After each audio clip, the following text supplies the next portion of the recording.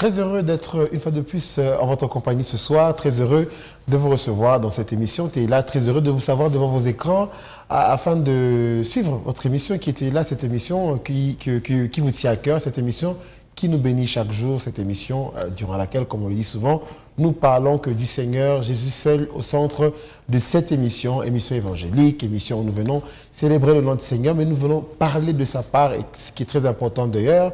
Alors ce soir, une fois de plus encore, nous sommes là pour parler de la part du Seigneur, pour parler de la parole de l'Éternel, pour venir édifier un cœur, venir édifier une vie ce soir, au travers de ces différentes grâces que nous recevons. Et ce soir, c'est une grâce que nous recevons, une grâce que nous avons reçue il y a quelques temps de cela, qui nous a énormément bénis pendant un long mois. Et ce soir, cette grâce est là pour nous parler de la part du Seigneur sur un nouveau thème. On espère que ce thème pourra vous bénir. Mais bien avant ça, on aimerait bénir le Seigneur, le célébrer pour la grâce, pour tout ce qu'il a fait durant la semaine. Il a été avec nous, il nous a protégés, il nous a gardés, il nous a épargnés de tout danger. Sa main a été avec nous. Il a conduit chacun de nos pas et on aimerait le bénir. Le bénir au travers d'un cantique, au travers de ce chant qui est intitulé Mimi ni Nani, de Les Rachetés choisis. Donc, Les Rachetés classiques plutôt. Ceux qui vont nous interpréter le titre Mimi ni Nani. Et nous nous retrouvons après ce beau cantique.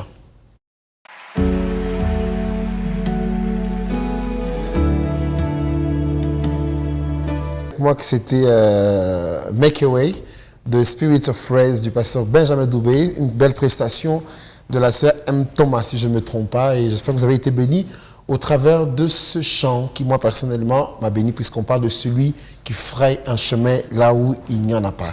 Il s'agit bien de Jésus-Christ. On espère que cette semaine, il va frayer des chemins où il n'y en a pas et que vous allez être bénis abondamment par sa volonté, pourquoi pas ses pensées.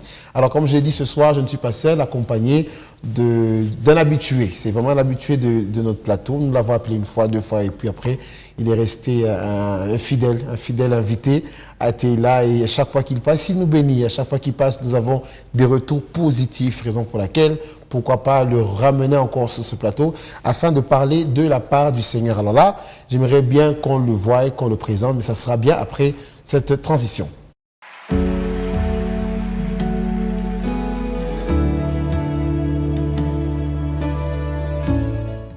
Comme nous l'avons dit, habitué de ce plateau, habitué de cette émission, et non seulement de cette émission, mais aussi habitué de la chaîne, pourquoi pas, parce qu'on les voit un peu partout. Dans On en parle, il est là. Alors ce soir, il est chez nous. Bonsoir, évangéliste Yannick Massango. Bonsoir, merci beaucoup, papa. Comment vous allez, papa? Dieu nous soutient, ça va très bien. Ça fait longtemps. Bon, quand on dit longtemps, c'est qu'on a passé de bons moments avec vous. Oui. La façon la promouvoir à Rombele. Oui, oui. Pour tout nous dire. Ouais, nous sommes là après plusieurs occupations. Ça aussi. L'Éternel a permis qu'aujourd'hui nous soyons libres pour bénir les enfants de Dieu et nous sommes là. Amen, amen. C'est que si vous nous bénissez, même partout où vous êtes invités, dans nos différentes émissions. Amen. On sent que vous êtes là. Gloire à Dieu.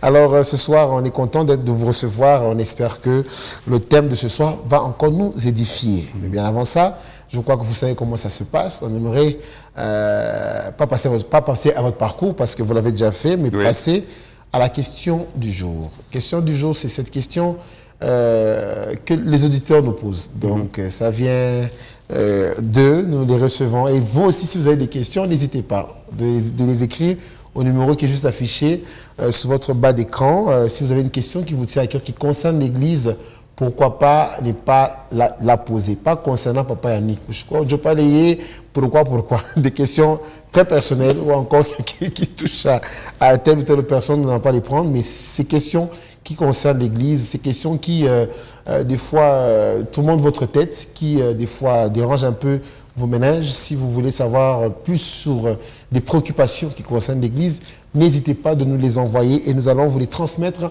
à ces serviteurs que nous recevons sur nos plateaux. Alors ce soir, Papa Yannick, nous allons parler de l'identité spirituelle. Mais ça, c'est le thème. Le thème, mais on va d'abord sur la question. Ouais. Alors la question concernera la Bible. La Bible, et on constate que chez les catholiques, je n'ai pas un abbé, peut-être prochainement je vais aussi appeler un abbé ou je ne sais pas un évêque pour en parler. Il y a une Bible, bon, pratiquement la même Bible, mais apparemment avec des livres qui ne sont pas dans Louis II.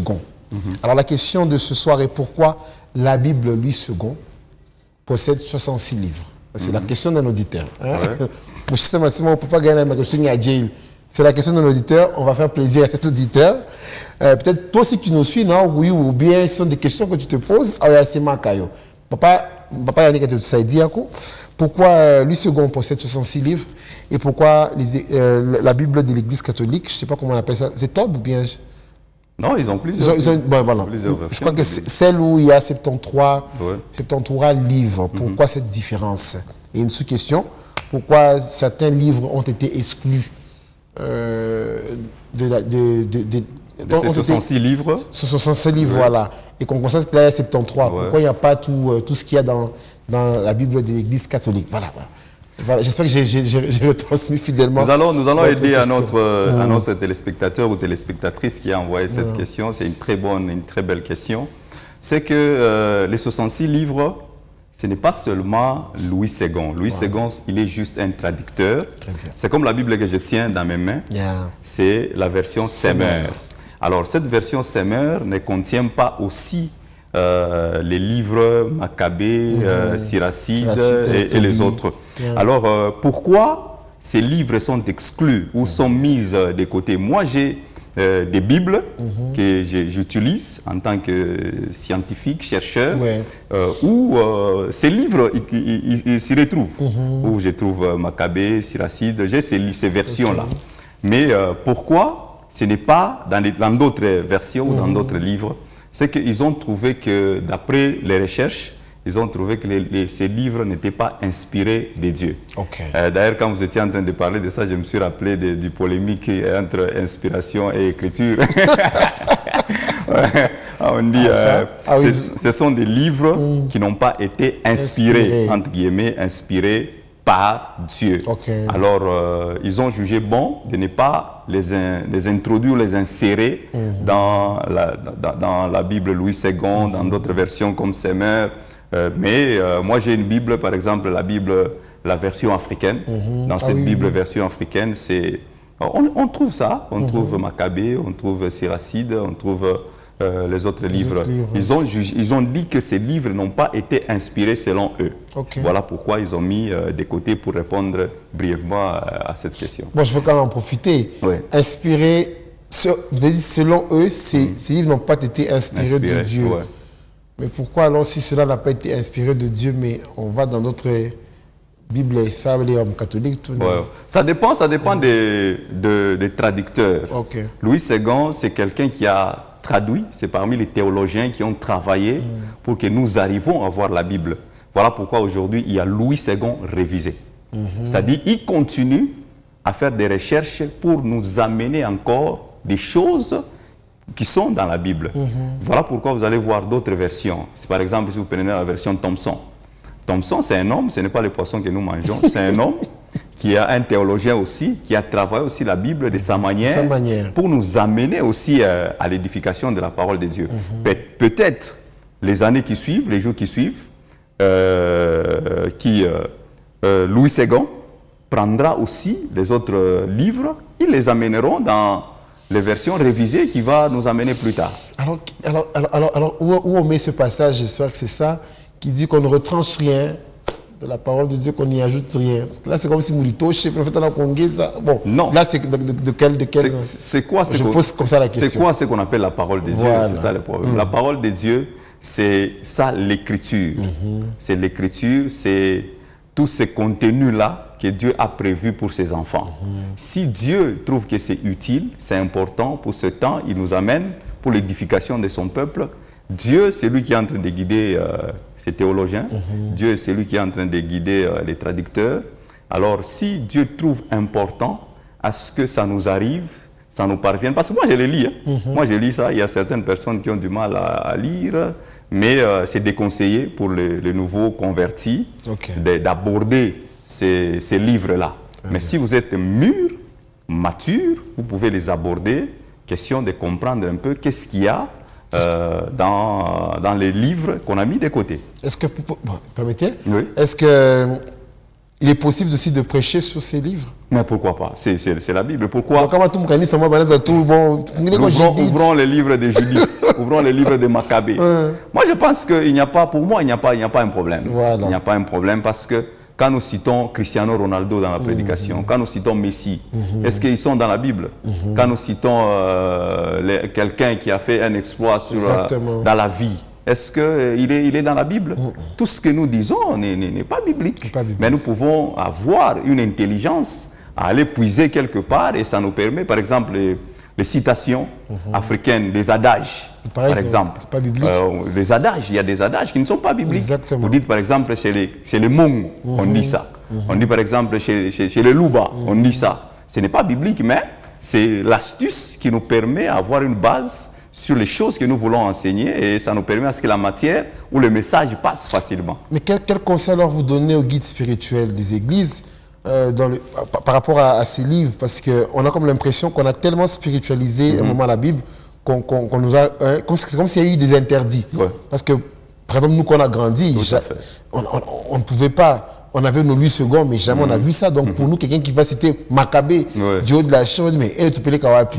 Alors, quel est le concept que vous donnerez aux guides? J'ai dit l'autre fois dans une de nos émissions ici que la connaissance est un pouvoir. Très bien. Celui qui connaît, il domine. Alors, il ne faudrait pas que votre fils spirituel découvre Maccabée avant vous. Très bien. En tant qu'homme de Dieu, vous devez faire des recherches, vous devez travailler pour comprendre qu'est-ce qui est caché dans ces livres. Qui a écrit ces livres? Pourquoi on a écrit ces livres? Ça nous amène où? Pour quelle édification? En tant que leader spirituel, vous devez avoir une connaissance avancée. Le jour où votre fils ou votre fille spirituel viendra avec une question sur ça, que vous soyez à mesure de lui répondre. Non, vous devez être assis dans la connaissance. Et ouvrez votre esprit. C'est ça un leader. Un leader s'ouvre, il connaît là où il amène le peuple, il doit avoir une vision avancée, une connaissance avancée qui est le membre de l'église. Il ne faudrait pas que vous soyez surpris de ce qui a été dit par un enfant à la chair ou en coulisses quand il vous pose des questions, vous vous énervez parce que beaucoup de parents, beaucoup de pères spirituels s'énervent quand on leur pose des questions. On leur dit que non, par exemple, dans Siracide, il est dit ceci.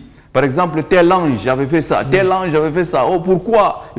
Bon, si vous n'avez pas la connaissance sur ça, vous risquez de vous énerver, vous risquez de dire que non, cet enfant commence à devenir rebelle. Non, il a goûté à ce que vous n'avez pas goûté. Goûter en avance, c'est mieux. Très bien. Vous faites la théologie, n'est-ce pas? Oui, oui, donc en théologie, nous sommes les chercheurs. Nous sommes référés aussi sur ces livres. Oui. Voilà. Donc je crois que le conseil pour certains qui sont très fermés d'esprit, j'ai aimé ce qu'il a dit. La connaissance... La connaissance est un pouvoir. C'est un pouvoir. C'est lui qui connaît et vous domine. Exactement. Donc pour vous qui êtes guide spirituel, merci de bien vouloir prendre ce conseil en considération et pourquoi pas de vous appliquer à la recherche, de vous appliquer à l'ouverture d'esprit afin que vous sachiez reconduire ou encore diriger vos âmes ou encore vos fils. Voilà. En tout cas, merci beaucoup d'avoir répondu à la question. J'espère que vous, chers téléspectateurs qui a eu à m'envoyer ce message, j'espère que vous avez été satisfaits de la question. Sinon, on se revoit après cette transition pour le thème de ce soir.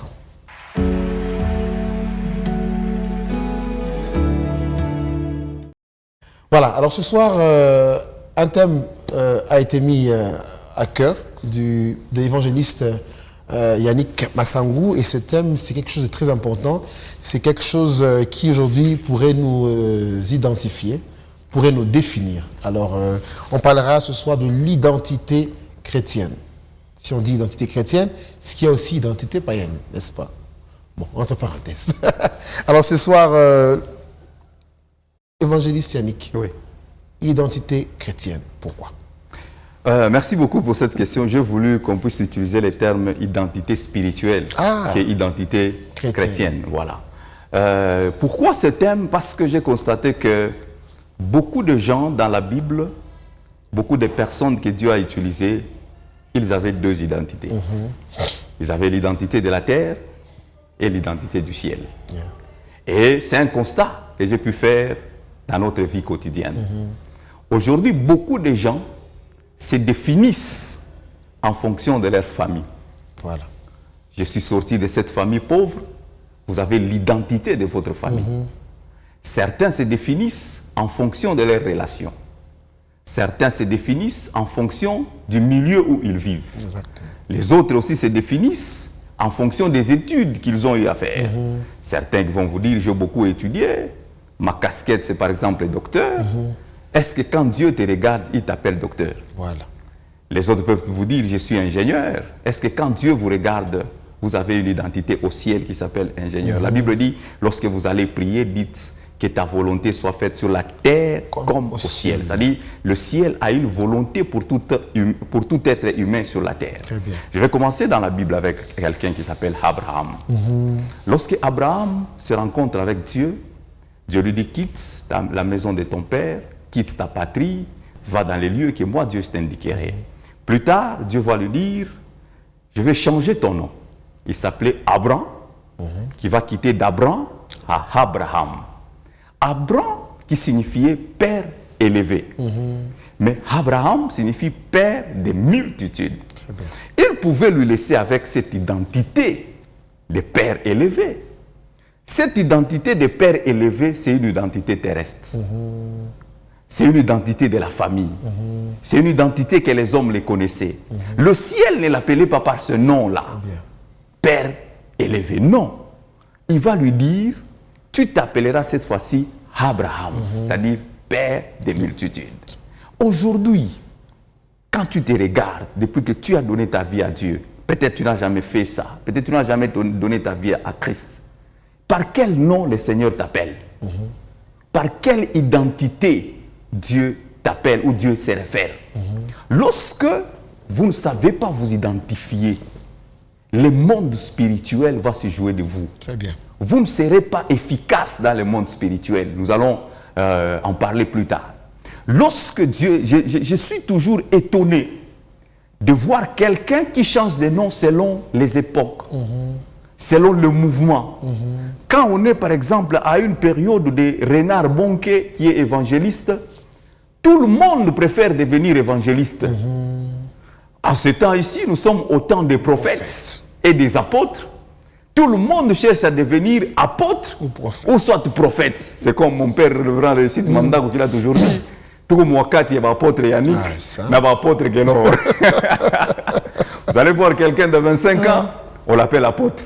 Quelqu'un de 22 ans, on l'appelle prophète. Il n'y a pas de problème. Dieu peut vous appeler. Mais est-ce que c'est la vraie identité que Dieu reconnaît? Si ce n'est pas la vraie identité que Dieu reconnaît, les démons ne vont jamais vous obéir. Si ce n'est pas la vraie identité que Dieu connaît, les anges ne vont pas vous accompagner. Chaque homme sur la terre, chaque être, chaque homme que Dieu appelle, Dieu met les anges dans sa commission pour l'accompagner. Très bien. Vous êtes évangéliste, il y a les anges qui viennent avec la mission évangélique pour vous accompagner. Vous êtes un prophète, il y a des anges qui vous accompagnent. Mais aujourd'hui, les anges sont étonnés. Quand Dieu les envoie pour t'accompagner, ils trouvent un apôtre au lieu de trouver un évangéliste. Quand Dieu envoie les anges pour t'accompagner, ils trouvent un prophète à la place d'un docteur. Les anges se rentrent avec la mission et disent, papa, Atumupate, quelle est l'identité que les hommes de Dieu ont? Cette génération, nous devons chacun rester à son nom. Qu'est-ce que Dieu te donne comme nom? Ou quel est le nom que Dieu t'a donné? On ne change pas de nom en fonction des mouvements. J'ai vu un monsieur, sur Facebook, il est apôtre. Sur TikTok, il est prophète. Quand vous rentrez à l'église là où il prie, on l'appelle seulement frère bien-aimé. Frère bien-aimé. Mais au juste, tu travailles avec quel ange? Vous travaillez avec quel ange? Jean le Baptiste, il devait baptiser Jésus. Lorsque Jésus avance pour qu'il le baptise, tout le monde voyait Jésus. Mais Jean-Baptiste voyait l'agneau de Dieu qui ôte les péchés du monde. Il dit, voici l'agneau de Dieu qui ôte les péchés du monde. C'est-à-dire, sur la terre, les gens voyaient Jésus, le fils à Marie, le fils à Joseph, le fils au charpentier. Mais Jean, avec les yeux spirituels, il voit l'agneau de Dieu qui ôte les péchés du monde. Le corps glorieux qui accompagne Christ. Chaque homme de Dieu sur la terre a ce qu'on appelle un corps glorieux. Quand les démons te voient, quand les anges viennent travailler avec toi, quand les démons t'attaquent, ils voient ce corps glorieux, ils ne peuvent jamais te toucher.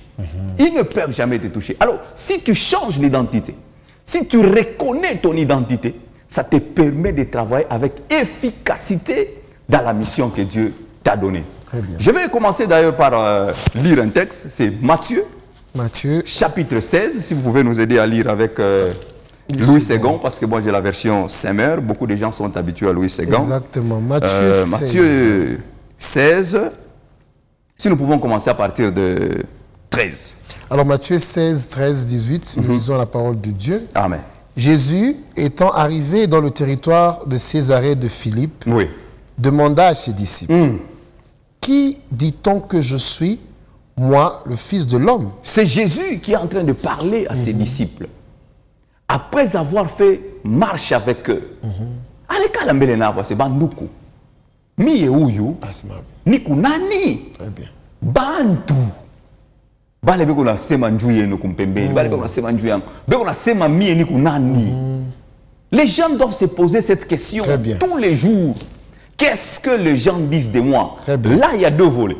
La première dimension, c'est la dimension du témoignage. Quel est le témoignage en tant qu'homme de Dieu, en tant que chrétien, en tant que sacrificateur? On a béba comme la Bible a c'est un témoignage. On a c'est un témoignage. Comment tu te comportes dans les quartiers? En tout cas, c'est-à-dire, témoignage, tu dois soigner ton témoignage. Vous êtes une sœur en Christ. Soignez votre témoignage. Qu'est-ce que les gens disent de toi? Il y a toujours des gens qui ne nous acceptent pas. Il y a toujours des gens qui ne nous acceptent pas. Ouais, mais la majorité des gens doivent avoir un bon témoignage sur toi. Jésus a posé cette question. Qu'est-ce que les gens disent de moi? Si vous pouvez continuer, s'il vous plaît. Moi, c'est ça le premier volet. Deuxième volet, ça c'est le premier volet sur les témoignages. Deuxième dimension, c'est la dimension de la spiritualité. Très bien. Qu'est-ce que les gens disent de moi en rapport avec mon appel? C'est que Dieu m'a demandé de faire. Est-ce que je le fais correctement? Les gens disent quoi sur ce que Dieu m'a dit de faire? Très bien. Ça c'est la deuxième dimension. Voilà. Jésus, ils répondirent, les uns disent que tu es Jean, Baptiste. Les autres, Élie. Les autres, Jérémie. Ou l'un des prophètes. Ou tu es l'un des prophètes. Continuez s'il vous plaît. Alors, et vous? Ah, non seulement ce gens-là, même vous qui m'entourez, vous qui dormez avec moi, vous qui mangez avec moi, qu'est-ce que vous dites de moi? C'est ça ce que j'ai dit sur le témoignage. Il y a des gens dans votre maison, vous êtes pasteur, mais votre femme n'accepte pas votre ministère. Vous devez apprendre, je m'excuse la tautologie, à prendre soin de votre famille. En tant que pasteur, votre femme doit accepter votre ministère. Comme Christ a bien query. Kama mbingu Yesu anarudia leo na we pasteur utenda. Hapana pasteur unaingisha bantu mujene, we bibi anakufanyisha bui kunyumba. Pasteur unaingisha batoto mukanisa mujene, we unakunya chai. Upo unarudia tuombe mkankamane na maombi. Osha kujiba. Bibi anayua. Le premier ou la première personne à témoigner de notre chrétienté, c'est notre partenaire. Votre femme ou votre mari. Si elle arrive à accepter que vous êtes vraiment un serviteur de Dieu, là vous êtes parti. Deuxième témoignage, c'est vos enfants à la maison, vos belles-sœurs. Comment est-ce que la famille considère votre ministère, votre vie chrétienne? Qu'est-ce qu'ils disent? Qui dit-on que je suis? Moi, le Fils de l'homme. Quel témoignage j'ai dans ma belle famille? Quel témoignage j'ai dans mon quartier? Quel témoignage j'ai avec les gens avec qui je travaille? Quel témoignage j'ai dans les affaires que nous faisons? Témoignage.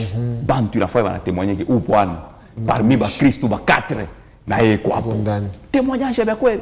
Mais quand ma Bible est chic, là il y a un problème. Vous devez refaire votre dimension de vie. La Bible dit, vous allez commencer la mission d'abord en Jérusalem, avant d'aller à Samarie, avant d'aller aux extrémités de la terre. Je ne peux pas aller aux extrémités de la terre aussi longtemps que ma femme n'est pas convaincue dans ma maison que je suis chrétien. Je ne peux pas aller en Judée aussi longtemps que la Samarie n'a pas encore été convaincue de ma prédication. Très bien. Vous pouvez continuer. Alors, 16, Simon Pierre répondit. Simon Pierre va répondre. Tu es le Christ. Tu es le Christ. Le Fils du Dieu vivant. Jésus reprenant la parole lui dit. Jésus reprenant la parole et lui dit. Tu es heureux, Simon, fils de Jonas. Oui. Car ce ne sont pas la chair et le sang qui t'ont révélé cela, mais c'est mon Père, qui est dans les cieux. Ouais. Et moi, je te dis que tu es Pierre. Et que sur cette pierre, je bâtirai mon église, et que les portes du séjour des morts ne prévaudront point contre elle. Contre elle, papa. Il pose la question à ses disciples. Munasema jenju yangu, uyasema kweli, uyasema ku Jérémie, uyasema ku l'un des prophètes. Simon va voir et dit non, non, non, non, non, non. Il ne demande pas son identité de la terre. Très bien. Il demande son identité spirituelle. Voilà. Alors il dit, tu es le Christ. Ici, je vais quand même expliquer aux gens qu'est-ce que signifie le Christ. Voilà. Le Christ signifie le roi. Ok. C'est pourquoi on dit Jésus le Christ. Parce qu'à cette époque, il y avait plusieurs Jésus. Ok. Jésus, Patrick, Yannick, Gelor. C'est comme ça que vous allez retrouver même dans la Bible, il y a ceux qu'on appelait Bar Jésus. Il y avait plusieurs Jésus. Alors pour faire la différence avec celui qui est en train de venir, celui-ci c'est le roi. Il est différent de tous les autres Jésus. L'Esprit du Seigneur est sur moi car l'Éternel m'a oint. Celui-ci, il est le oint de Dieu. Voilà. Le Christ, notre Sauveur. Christ, il dit, Christ, le oint de Dieu.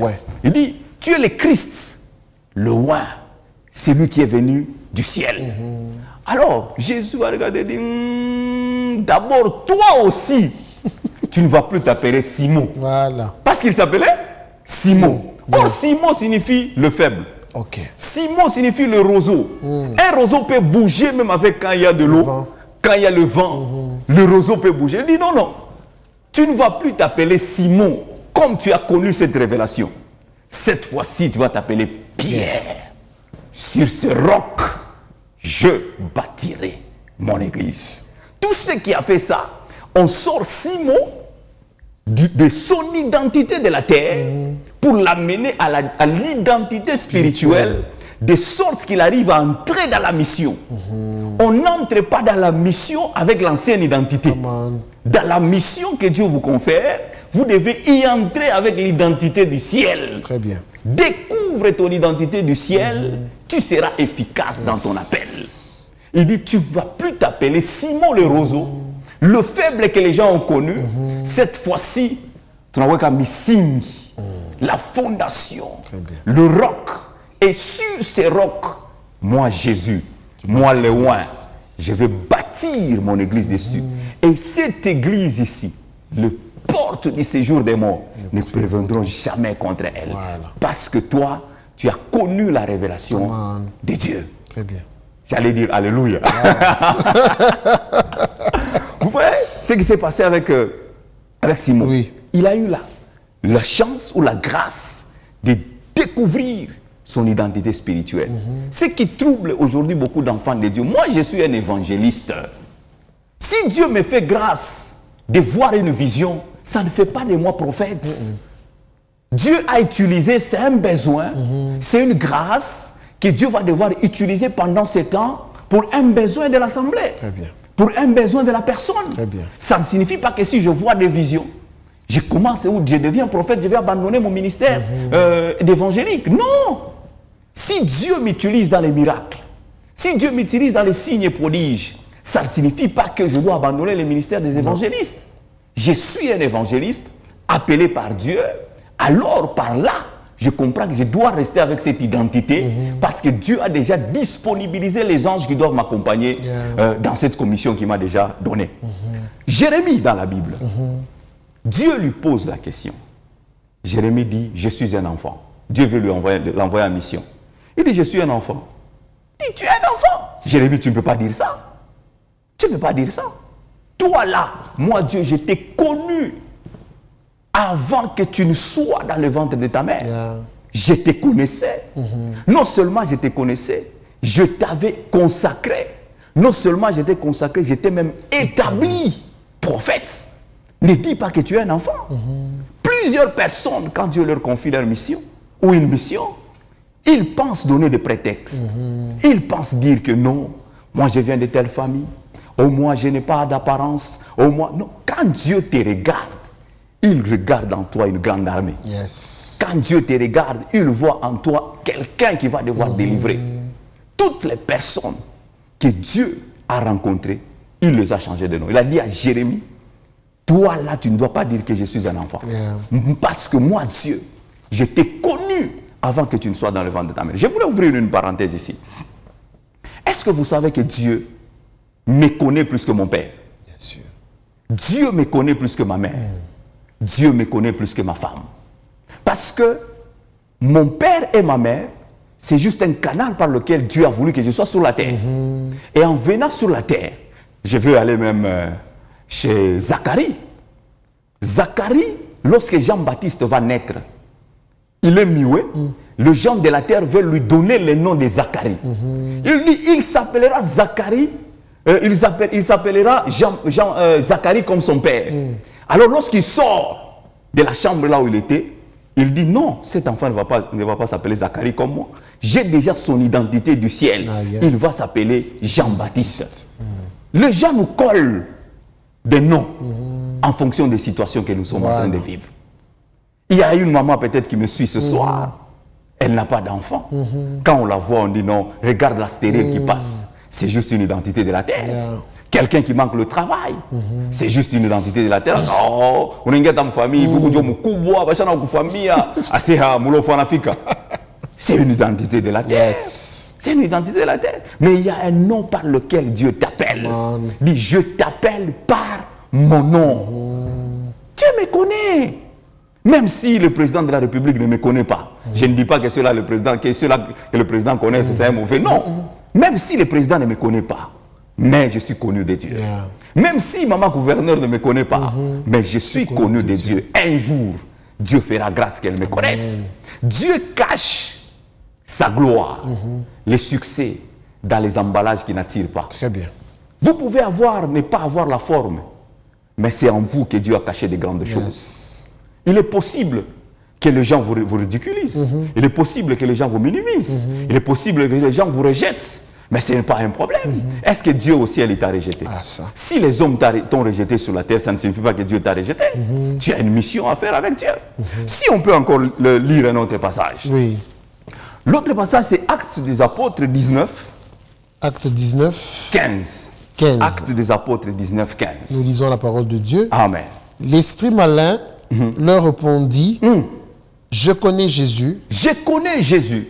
Et je sais qui est Paul. Je sais qui est Paul. Mais vous, qui êtes-vous? Qui êtes-vous? Cette histoire, avant que je n'en arrive pas là-bas, je vais parler de l'apôtre Paul. L'apôtre Paul n'avait pas son identité qu'il a, qu'on appelle l'apôtre Paul. Il était un meurtrier. Il était quelqu'un persécuteur, quelqu'un qui tuait. Pour lui, il pensait que ce qu'il faisait, c'est ça l'œuvre de Dieu. Mais la Bible déclare Jésus est apparu sur son chemin. Il est tombé. Il dit, Saul, Saul, pourquoi me persécutes-tu? Il s'appelait Saul avant. Mais lorsque Dieu l'appelle au ministère, lorsqu'il veut commencer la mission de Dieu, il dit, non, tu ne vas plus t'appeler Saul. Toi, tu vas t'appeler Paul, l'apôtre des nations. Alors Dieu lui dit, tu vas t'appeler l'apôtre Paul. Alors je rentre maintenant sur cette histoire. Cette histoire, ce sont les enfants de Dieu, les chrétiens, les croyants, qui voulaient aller chasser les démons. En voulant aller chasser les démons, ce sont les démons qui parlent. On dit l'esprit malin leur répondit. Voilà pourquoi je vous ai dit, lorsque vous n'arrivez pas à découvrir votre identité, même les démons ne vont pas vous obéir. Pas du tout. Même les démons ne vont pas vous obéir. Les démons posent la question. Ils disent, Jésus là que vous parlez, nous connaissons. Paul dont vous citez, nous les connaissons. Mais vous, c'est quoi votre identité? C'est-à-dire, ils sont partis chasser les démons sans identité. Je vais encore ouvrir une parenthèse sur la jeunesse aujourd'hui que nous sommes. On ne fait pas le ministère sans mandat. Comment? Même les communiqués à l'église, vous devez les faire avec mandat du Père. On ne prend pas les micros pour prêcher si vous n'avez pas eu mandat. Voilà. Lorsque Dieu vous convie et le Père vous confie la mission, c'est le Dieu du Père qui vous accompagne. Bien. Lorsque Dieu, le Père vous dit que vous allez prêcher, c'est le Dieu du Père qui va vous opérer, qui va travailler avec vous. Ne faites pas le malin. Yes. Ça ne signifie pas que si vous avez les visions, vous devez commencer une église. Ça ne signifie pas que si vous prêchez bien, vous devez commencer votre bord. Parce qu'à passer de kila muntu na bord yake. Anaanza même pas internet, après pas internet, anaanza kwake, après kwake kukumurima, après kukumurima. On ne sait pas. Papa, si vous savez prêcher, vous devez apprendre à rester auprès du Père. C'est le Père qui doit découvrir que vous êtes dans la maturité, Dieu vous a appelé, allez commencer votre ministère maintenant, il vous bénit, vous partez avec la bénédiction du Père. Combien de personnes qui me suivent aujourd'hui qui sont parties sans la bénédiction de leur Père? Yes. Non, quand tu étais en train d'opérer avec ses frères, tu étais sous mandat du Père. Ah, ça. Ça ne signifie pas que si tu pars, tu vas partir avec le même mandat du Père. Non, non. Mais il faut bien partir. La Bible déclare, la moisson est grande, mais il y a peu d'ouvriers. Mais ce peu d'ouvriers-là doivent partir à ordre. Nous avons parlé de ça la fois passée. Notre Dieu est un Dieu d'ordre et de discipline. Voilà. La vision ne fait pas de vous un visionnaire ou de commencer une œuvre. Yes. Le révérend Manda, que notre père s'est rencontré avec un pasteur à Kinshasa. Ça dit que ça c'est Borwana. Nasina Boma Yango Kalava et Bomangai. Anda kuita kanisa se Borwana. Na Boma Yango Kalava et Bomangai. Ça dit kanisa le fait comme moi. N'allez pas sur le terrain sans mandat. Alors les démons réagissent. Ils disent, Paul a chassé les démons, nous avons été obéis, il nous a travaillé sérieusement. Mais vous, qui êtes-vous? Jésus que Paul a prêché, nous le connaissons. Il était loin de la manière dont il a travaillé. Si vous poursuivez ces textes ici, c'est là qui sont à la maison pour suivre sous faute de temps. On vous dit, les démons les a tabassés. Mampepo n'a pas piqué, il n'a pas passé la manguo, mais ils étaient les enfants de Dieu. Vous voyez tout ça pourquoi? Parce qu'ils ont manqué l'identité spirituelle. Ils sont partis avec quelle identité là-bas? Ils sont partis avec les mandats de qui? Aujourd'hui. C'est un problème. Quelle est l'identité que vous avez? Votre travail, ce n'est pas vous. Oh, je suis inspecteur. Oh, je suis auditeur. Est-ce que Dieu vous voit comme auditeur ou inspecteur? Non. Vous devez chercher votre identité. Ça ne signifie pas que si vous avez beaucoup d'argent, c'est ça l'identité du ciel. Non. La première identité, c'est devenir enfant de Dieu. Soyez d'abord enfant de Dieu. Vous donnez votre vie à Christ. C'est là qu'il vous donne une identité première. C'est là. Beaucoup de gens n'ont pas donné leur vie à Jésus. C'est ça. Ils pensent que parce qu'ils ont l'argent, ils peuvent faire tout ce qu'ils veulent. Ils ont l'argent, ils prennent les enfants et la femme. Très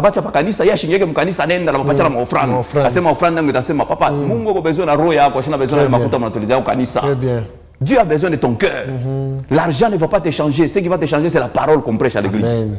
C'est la parole. Ne laissez pas les enfants et la femme, ou on est dans quelque part, non, entre aussi. Écoute la parole. La Bible dit, n'ayez pas l'habitude de fuir vos assemblées. Soyez ensemble. Lorsque vous êtes ensemble, c'est là que Dieu descend. Il est doux et agréable pour des frères de demeurer ensemble. C'est là que Dieu déverse son onction qui commence par la tête, ça passe par la barbe d'Aaron jusqu'au pan de la robe. Mais toi, tu fouilles, tu n'auras pas l'onction. Tu n'auras pas l'onction. Voyez un peu. Une autre personne, c'est Gédéon. Dans Juge chapitre 6, le verset 11. Je pense que je l'avais exploité l'autre fois. Gédéon, la Bible déclare qu'il est oppresseur. En train de fuir la pression des Madianites. Dans la souffrance. Tous les pays en train de pleurer. La famille de Gédéon en train de pleurer. Mais il se trouve en train de faire le blé. Caché quelque part.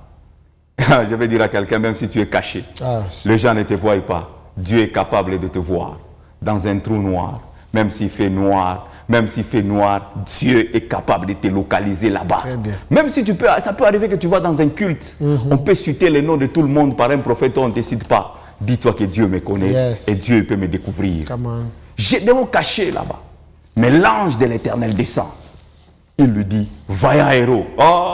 Gédéon la ch'touk. Moi ici, vaillant héros. Le Seigneur lui dit, vaillant héros. Gédéon, Dieu identité à kumbingu. Il dit, non, Seigneur, non. Moi ici, on ne peut pas m'appeler par vaillant héros. Regarde d'abord ma famille.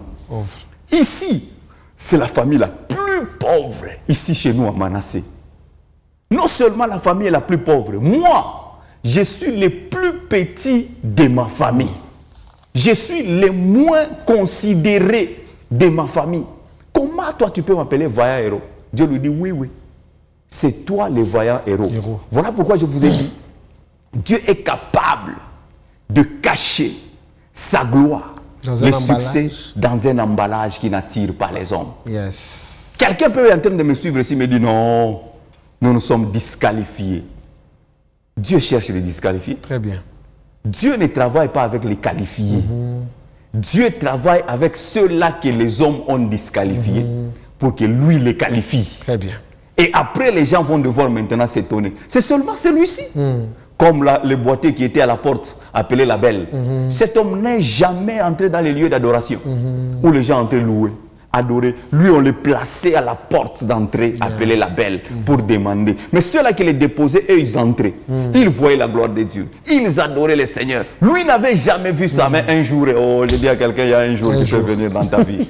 Il y a un jour qui peut venir dans ta vie. Tu peux te rencontrer avec le Seigneur. Il s'est rencontré avec Pierre et Jean, qui lui ont dit, nous n'avons ni or, ni argent, mais ce que nous avons, nous te le donnons. Au nom de Jésus, lève-toi. Et la Bible dit, il s'est levé, il a sauté. Ce jour-là, il est aussi entré.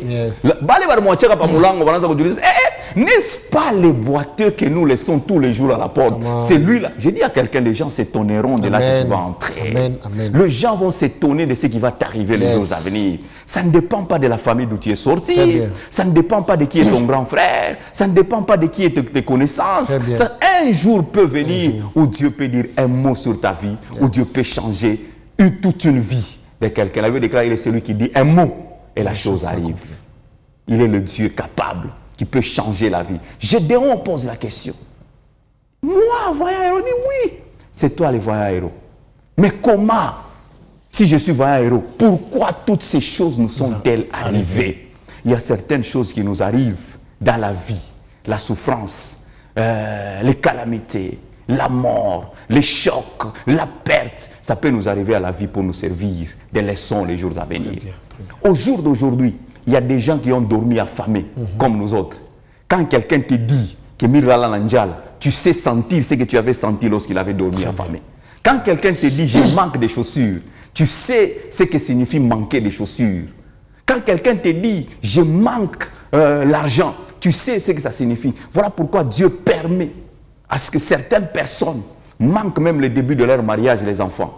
Pour que quelqu'un qui viendra le rencontrer dit, aujourd'hui je manque d'enfants, ça va faire 4 ans, ça va faire 5 ans. Mais lui, il lui dira, maman, moi j'ai fait 10 ans, j'ai fait 13 ans. C'est-à-dire, Dieu qui m'a donné moi les enfants, il est capable de donner aussi les enfants. Parce qu'il a senti la même douleur qu'elle avait avant de recevoir les bébés ou les enfants qu'il a aujourd'hui. Dieu permet que certains chômages nous touchent.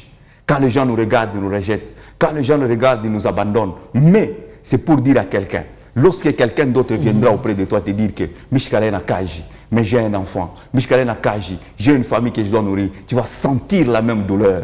Parce que Gédéon devait comprendre le tableau de son passé, le tableau de sa vie. Alors Dieu lui dit, va, délivre Madian avec la force que tu as. Dieu ne lui avait pas donné une autre force, mais en lui, il y avait des forces. Il y avait des potentiels capables qui devaient lui permettre à délivrer sa famille. J'ai dit à quelqu'un ce soir, Dieu compte sur toi. Amen. Ta famille compte sur toi. Amen. Le pays ici, la RDC compte sur toi. La province du Rwanda compte sur toi. Amen. Ne te décourage pas. Ne désespère pas. Cherche seulement ton identité spirituelle qui te permettra à exploiter ce que Dieu a mis en toi. Merci beaucoup, évangéliste. C'était tellement bénissant que les questions étaient là, mais moi je voulais qu'on continue. Parce qu'entre-temps vous parlez, entre-temps vous bénissez, entre-temps vous parlez, entre-temps vous bénissez. J'avais une question, c'est que peut-être ceux qui sont en crise d'identité, que doivent-ils faire? Mais on va répondre à cette question la semaine prochaine. Parce qu'il faudra aussi savoir, il y a des Ouais. gens qui sont en crise d'identité et qu'est-ce qu'elles doivent faire. Mais on va en parler la semaine prochaine. Merci beaucoup. Sinon, merci beaucoup d'avoir beaucoup, accepté notre invitation.